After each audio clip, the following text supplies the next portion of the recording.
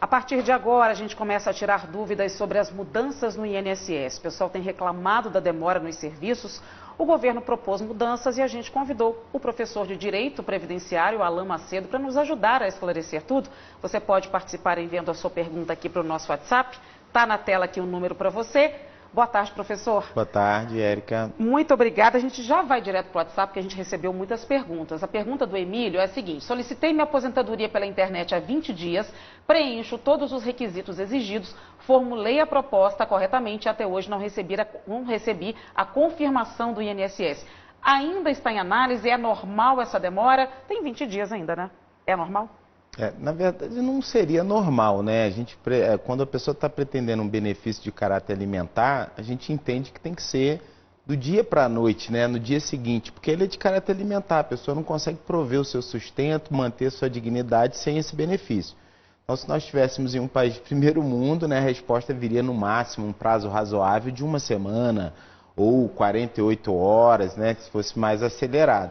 Mas nós temos aí um problema estrutural no INSS, né, que esses 20 dias ainda não supera o que a jurisprudência, o que o judiciário entende como prazo razoável, né, ainda não chegou. Geralmente tem que ultrapassar alguns meses, tá, para que você possa procurar até uma tutela judicial relacionada a esse atraso aí do INSS. Pergunta da Fernanda: recorrer já tem um mês, o que essa nova regra impacta? Depende do recurso que ela fez, né? A gente não sabe se ela fez um recurso administrativo ou se ela entrou na esfera judicial. Geralmente o segurado às vezes hipossuficiente em termos intelectuais, relacionados às técnicas que se aplica para processo administrativo ou judicial, não sabe bem o conceito. Mas eu vou interpretar que esse recurso que ela fez foi um recurso para o INSS. Bom, o INSS já demora na análise inicial. Quando chega na esfera recursal, ele demora ainda mais para poder responder. E aí os advogados, né, quando a pessoa constitui advogado ou procura a Defensoria Pública, geralmente se maneja um instrumento chamado mandado de segurança, em que o juiz determina que o INSS analise aquele processo sob pena até de multa. Então, muitas vezes essas pessoas que têm esses processos tramitando de forma muito lenta e que está com uma urgência na percepção daquele benefício por uma questão de saúde, tratamento médico ou até pagamentos de contas mínimas, né, contas de aluguel e etc., eles acabam tendo que procurar o judiciário para poder ter pelo menos uma resposta. Pergunta da Ellen: tem uma irmã que é cega de uma vista e tem somente 30% da outra vista. Ela foi fazer perícia, foi negada, paga o INSS e tem 61 anos. Foi negada 2 vezes, mesmo tendo todos os laudos do médico. O que eu posso fazer? Infelizmente, nesses casos, é como se o INSS estivesse transferindo a sua atividade para o Poder Judiciário. O Poder Judiciário ele fica assoberbado desses casos, que a gente olha toda evidência, que seria uma pessoa com 61 anos. Então, os aspectos biopsicossociais, uma pessoa com 61 anos já tem uma dificuldade de entrar no mercado de trabalho, que é muito competitivo, um grande índice de desemprego. Uma pessoa com 61 anos, existe até um preconceito estrutural de contratar uma pessoa dessa idade, ainda mais com uma deficiência dessa. Então, a pessoa muitas vezes está lá, um empresário querendo contratar alguém, mas está lá uma pessoa jovem, saudável, sem limitação alguma, ele acaba optando por essa outra pessoa. Então, nós temos um problema já de preconceito, de inclusão dessas pessoas. O INSS, na sua função de conceder o benefício a quem o tem, muitas vezes nega de forma automática, até pela inserção de robôs que dizem que vão agilizar esse atendimento e acaba negando de forma automática. A pessoa só tem uma solução: se socorrer ao Poder Judiciário. É onde os heróis, advogados previdenciaristas acabam formulando o pedido de forma assertiva, com toda a documentação, com os exames contemporâneos e provocando o Poder Judiciário a obrigar o INSS a entregar aquele direito. Ou seja, isso não é definitivo, ela pode entrar ainda com esses recursos, com essas questões, através de um advogado, por exemplo. Através de um advogado ou mesmo da Defensoria Pública, né? Porque tem pessoas que não têm condições de custear o advogado, mas tem muito advogado também que trabalha com um tipo de contrato chamado cota litis, né? Que significa ele se arrisca a não receber nada se ele perder o processo, mas ele cobra um percentual do que a pessoa ganha em caso de êxito. Então a pessoa não precisa ter o dinheiro na hora para pagar. É uma aposta que eu acho interessante para fins de contrato, porque é uma inserção do advogado privado numa esfera um tanto social. Ele participa também desse risco, né? Pergunta do Carlos Roberto. A respeito do INSS, o meu benefício foi cessado. Não consigo agendar a perícia porque está em análise. O que posso fazer? Sim, aí ele vai ter que verificar, né, se esse prazo que está em análise já ultrapassou os 60 dias no mínimo, né, porque nós tivemos uma decisão de 2020 do Supremo Tribunal Federal que homologou um acordo firmado entre INSS e Ministério Público Federal. Nesse acordo ficaram traçados ali prazos mínimos para o INSS poder analisar. 45 para alguns casos, 60 para outros e 90 para outros. Então, a depender do tipo de benefício dele, ele só vai poder entrar no judiciário, entrar com mandado de segurança para obrigar o INSS a analisar depois de decorrido esse lapso. Aí ele tem que consultar um profissional para saber se realmente ele se enquadra nessa hipótese para que ele possa, então, demandar no Poder Judiciário. Certo. Fred, fiz uma solicitação de CAT ao INSS há 8 meses e está em análise até hoje. O que faço? Então, nesse é o típico caso que ele já tem mais do que interesse de agir para uma ação judicial, né? Para um remédio constitucional que a gente chama de mandado de segurança. Então, ele teve uma sucessão de meses ali, então não prescreveu, por quê? Porque cada mês ele tem uma lesão continuada, ou seja, ele não é atendido. Em alguns casos, é muito bom que ele procure sim um profissional, um advogado realmente especialista em direito previdenciário, que seja da sua confiança, porque muitas vezes a CAT, quando a empresa, por exemplo, se nega a fornecer, o próprio advogado pode orientar o cliente a poder fazer a emissão da CAT, né? Depois ele vai corroborar aquele documento com provas testemunhais, né? Ele vai trazer as testemunhas de que de fato aconteceu um acidente de trabalho, vai procurar a jurisdição correta, porque nesse caso de acidente de trabalho, a jurisdição já não é mais a Justiça Federal, é sim a Justiça Estadual, né? Por mandamento constitucional, e aí ele vai conseguir estar recebendo seu benefício se ele realmente se enquadrar em todos os demais requisitos. Pergunta da Miriam. Solicitei isenção de imposto de renda pelo aplicativo Meu INSS em março e até hoje não foi analisado. Tem alguma coisa que eu possa fazer? Novamente, março, abril, maio, já se passaram o prazo máximo, né, de 90 dias, então ela também tem interesse de agir. Eu sempre recomendo aos alunos, que nós damos aula para advogados previdenciários que estão se especializando nessa área, que utilizem do mandado de segurança nesses casos, quando seus clientes lhe procuram. Por quê? Porque ele muitas vezes, a pessoa já tem prova pré-constituída do seu próprio direito. Então, ela não precisa só pedir a seguinte ordem para o juiz: olha, eu quero que o INSS analise o meu caso e julgue. Não, ele já pode pedir a implementação imediata do direito. Porque o mandado de segurança é um remédio que ele te propõe o seguinte: se eu já tenho prova pré-constituída, se eu não preciso de perícia médica, se eu tenho toda a documentação que comprova, então o Poder Judiciário se arvora na função do INSS para corrigir, acertar aquela relação e determina que o INSS implante o benefício. E aí o bom advogado vai pedir aplicação de multa, prisão, inclusive, daquele servidor público responsável pelo cumprimento da ordem, que no caso de descumprimento vai cometer crime de desobediência. Então o advogado tem que manejar todos esses remédios exatamente para proteger um bem maior, que é um bem social, o bem da vida das pessoas, né? Pergunta da Darlene. Minha tia tem 61 anos e 8 meses e 31 anos de contribuição no INSS. Há 10 meses ela deu entrada na aposentadoria através de um advogado, não teve nenhuma resposta. Como saber se o processo está em andamento e se tem uma previsão? Uma das coisas que a gente sempre recomenda aos alunos, previdenciaristas e advogados é sempre prestar informações em tempo real para os seus clientes. Por quê? Porque o segurado está ali numa posição de vítima mesmo, né? Então ele precisa ter, no mínimo, transparência e bastante informação do seu advogado. Se ele já não teve isso do órgão de Estado, quando ele contrata um advogado, ele tem que ter essa relação boa, ele tem que ter uma pessoa informando.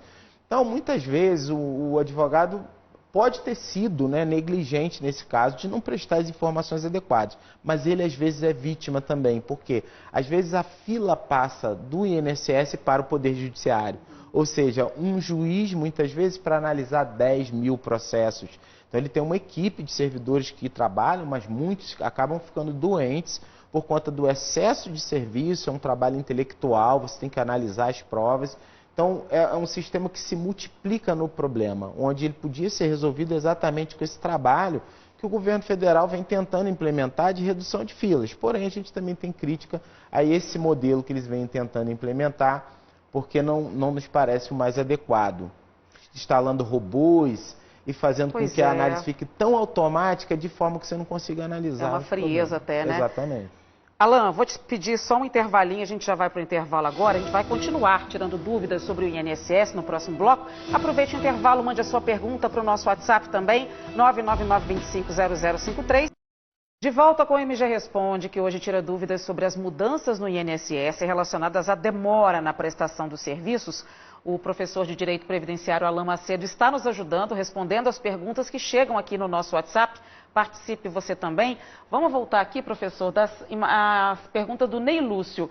Tenho cardiomegalia e uma lesão isquêmica no cérebro. Entrei com pedido no INSS, fui negado, mesmo após ter passado por perícias e Justiça Federal. O que devo fazer? A fila de espera é interminável. Nós temos um problema também estrutural, inclusive nós escrevemos um livro sobre perícias médicas, no qual a gente fez uma certa crítica também ao modelo do Poder Judiciário de colocação de peritos.